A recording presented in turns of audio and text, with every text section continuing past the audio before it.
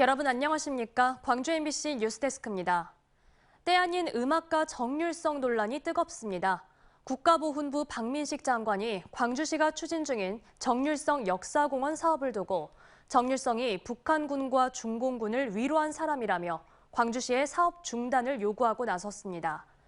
이에 강기정 시장은 광주는 정률성 선생을 광주의 역사 문화자원으로 발굴하고 투자할 거라며 박 장관의 요구를 거부했습니다. 주현정 기자의 보도입니다. 광주 출신으로 항일투쟁에 헌신했던 천재 음악가였지만 중국, 특히 북한에서의 활동 전력 탓에 국내에서는 이념 논란의 중심이 되곤 했던 정율성 선생. 고향에서도 한동안 외면받았지만 2000년대 중반 선생의 업적이 재평가되며 다양한 기념 사업이 이어지고 있습니다. 광주 동구 불로동 정율성 역사공원이 대표적입니다.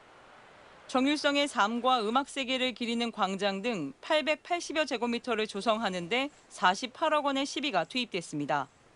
정율성 역사공원 조성 현장입니다. 연말이면 완공 예정인데 국가보훈부 장관의 철회 요청에 다시 뜨거운 감자로 떠올랐습니다. 박민식 국가보훈부 장관이 자신의 페이스북에 장문의 글을 남겼습니다. 중국의 애국가격인 인민해방군 행진곡을 작곡한 인물이자 해방 후 북한에서도 활동하는 등 중국과 북한의 영웅으로 불리는 정율성을 기리는 사업은 자유민주주의 대한민국을 무너뜨리는 일이며 5.18 민주주의 투사를 욕보이는 것이라고 지적했습니다. 박 장관은 김일성도 항일운동을 했으니 기념공원을 짓겠다는 것과 무엇이 다르냐며 광주시 재정이 쓰인다고는 하지만 결국 국민의 혈세가 아닌가라며 전면 철회되지 않으면 엄격히 대응하겠다고도 예고했습니다. 강기정 광주시장은 즉각 반박에 나섰습니다. 강 시장은 자신의 SNS에 광주는 정일성 역사공원에 투자합니다라며 박민식 장관의 사업 중단 요구를 거부했습니다. 강 시장은 정율성의 뛰어난 음악가로서의 업적은 수많은 중국인 관광객을 광주로 이끌고 있다며 광주는 정 선생의 역사문화 자원을 더 발굴하고 투자할 것이라고 밝혔습니다. 그러면서 정율성은 항일운동 집안에서 태어났지만 독립을 위해 중국으로 건너가 활동하다 중국인으로 생을 마감한 시대의 아픔이라고 덧붙였습니다. 또 나와 다른 모두의 등을 돌리는 적대의 정치는 이제 그만하고 우정의 정치를 시작하자고도 말했습니다. 정율성 기념 사업에 대한 보훈부 장관의 때 아닌 문제 제기가 중국에 맞선 한미일 공조와 무관치 않다는 해석도 나오는 가운데 정율성의 행적과 이념을 둘러싼 논란은 당분간 거세질 것으로 보입니다. MBC 뉴스 주현정입니다. 일본 정부가 모레부터 후쿠시마 원자력 발전소 오염수를 방류하겠다고 발표한 데 대해 광주 전남 각계에서 규탄이 잇따랐습니다. 더불어민주당과 정의당 등 광주시, 전남도당은 각각 항의 성명을 발표하고 대한민국 국민의 생명과 안전보다 일본의 눈치만 보는 윤석열 대통령을 규탄한다고 꼬집었습니다. 광주 환경운동연합 등 지역 시민단체들도 5.18 민주광장에서 기자회견을 열고 정부는 일본을 옹호하는 일체 행위를 중단할 것을 물론 일본을 국제해양재판소에 제소하라고 촉구했습니다. 정부가 강제동원 피해자들에 대한 공탁신청 불수리 결정에 이의신청을 제기했지만 법원이 잇따라 기각결정을 내리면서 피해자들의 손을 들어주고 있습니다. 수원지법 오대훈 판사는 일제 강제동원 피해자 지원재단이 고 박혜옥 할머니 등 유족들에게는 2건의 공탁 불수리 결정에 대한 이의 신청을 모두 기각했습니다. 앞서 전주지법과 광주지법도 정부의 제3자 변제 공탁 불수리 이의 신청을 기각한 바 있습니다. 이에 대해 일제 강제동원 시민 모임은 윤석열 정부의 불이한 시도를 법원이 잇따른 기각 결정으로 산산조각 내고 있다며 사법부의 결정을 환영했습니다.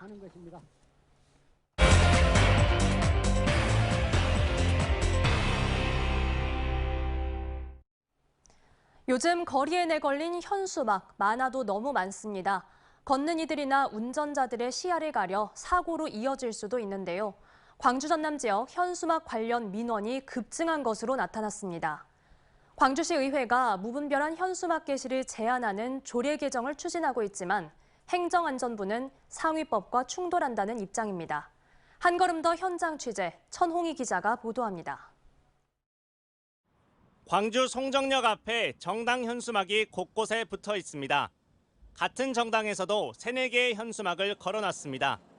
정책보다는 자극적인 문구가 많습니다. 정치적인 현수막들이 너무 많아서 조금 보기 안 좋기는 해요. 굳이 이렇게까지 해야 되나 싶기도 해요.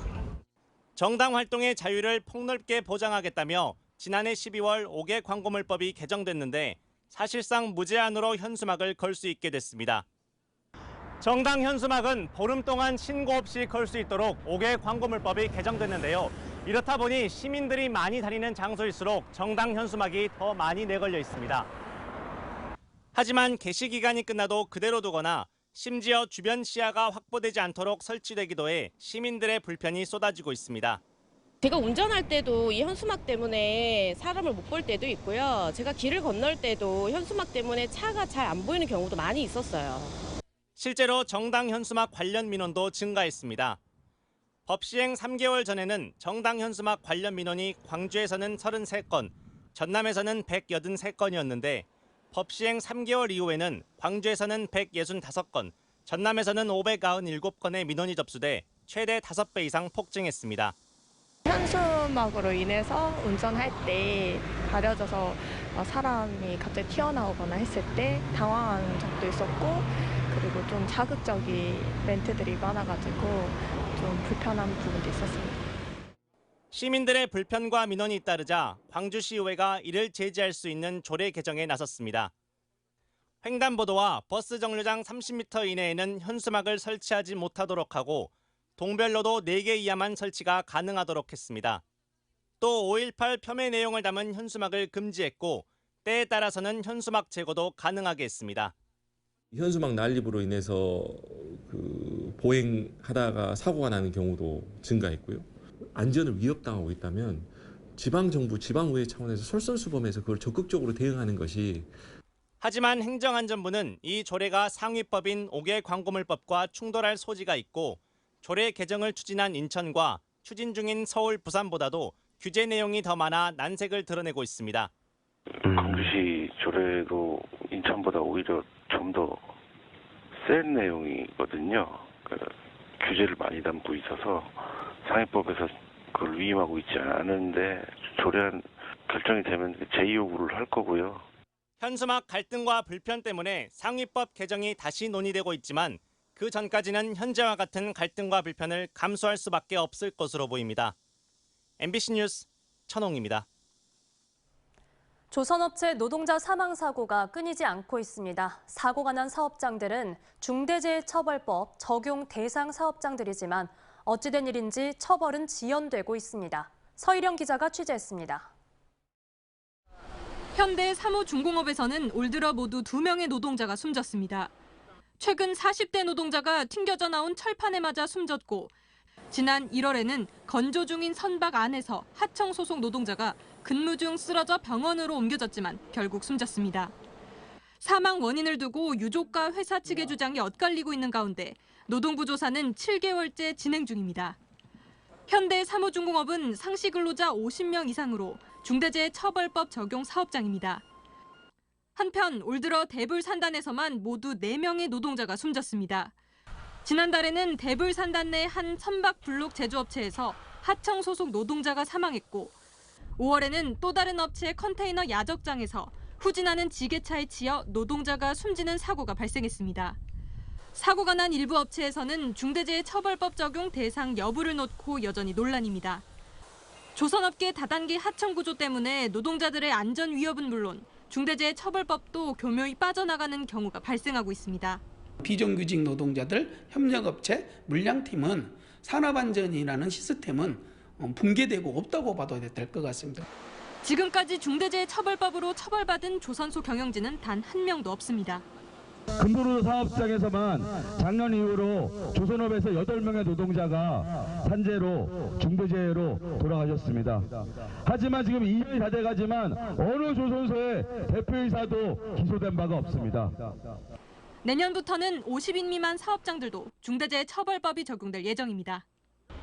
하지만 조선업계의 다단계 하도급 구조와 업체의 안전 불감증이 개선되지 않는다면 노동자들은 위험한 환경 속에서 계속해서 일할 수밖에 없습니다. MBC 뉴스 서희령입니다. 해남에서는 사업비만 1조 7천억 원짜리 대규모 태양광 사업이 추진되고 있습니다.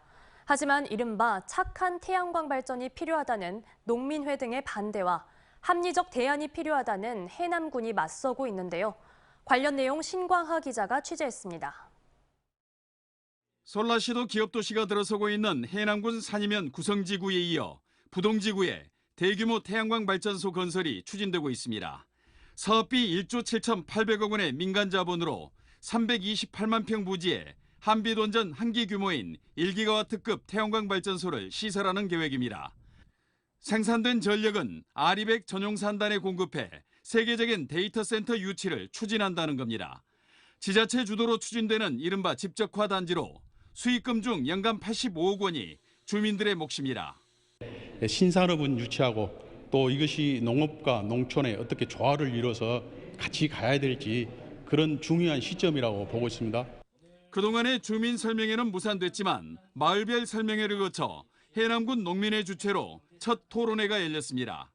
주민들은 태양광 발전 사업 추진에는 공감하지만 대규모 토지를 잠식하는 방식은 반대한다는 입장. 이미 해남 지역에서 가동 중인 태양광 발전 규모가 600만 메가와트로 고리원전 1호기 규모와 맞먹는다며 생산력 있는 토지를 잠식하는 개발은 안 된다고 주장합니다. 농지를 없애고 또 그 농지를 삼터로 살아가는 농민들을 거기서 쫓아내고 거기에다가 태양광을 하겠다 이런 방식의 태양광 건설은 안 된다라는.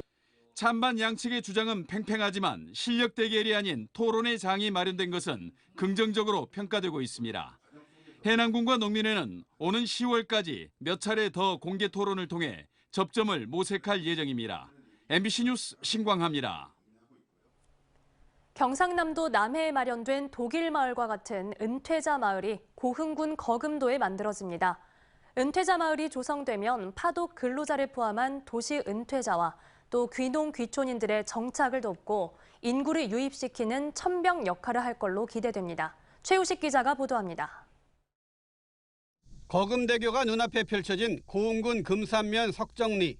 이 마을 6만 9천여 제곱미터 부지가 최근 전라남도 브랜드 사업인 새꿈도시 조성사업 후보지로 최종 선정됐습니다. 고흥 독일마을로 불리는 이 주거단지는 이곳에 정착을 원하는 파독 근로자들의 건의로 시작됐고 파독 근로자 전시관과 독일 테마 상가가 들어설 예정입니다.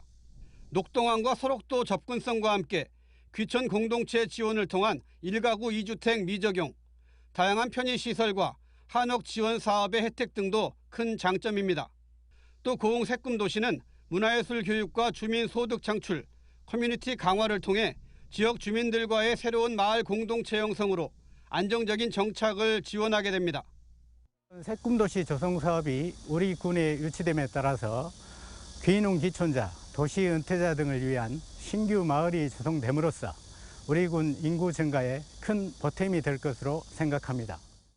사업 주체인 마을정비조합 추진위원회는 전체 3분의 2 이상의 입주자가 모집되면 사업을 신청해 내년에 관련 인허가를 마치고 내후년에는 본격적으로 공사를 시작합니다. 전남도와 고흥군은 기반시설 조성과 행정 지원에 적극 나선다는 계획입니다. 도비 포함하여 총 40억 원을 투자하여 100세대 규모 전원주택 단지와 노인 복지시설 등 복합 주거 단지를 2025년부터 본격 추진할 계획입니다. 고흥군은 천혜의 자연 경관과 기후 등이 귀농 귀촌인들에게 매력적인 곳이라며 10년 후 인구 10만을 위한 인구 시책에도 큰 도움이 될 것으로 기대하고 있습니다. MBC 뉴스 최우식입니다. 이재호 민주화운동 기념사업회 이사장이 취임 후 처음 광주를 찾아 5.18을 헌법 전문에 담는 일에 힘을 보태겠다고 말했습니다.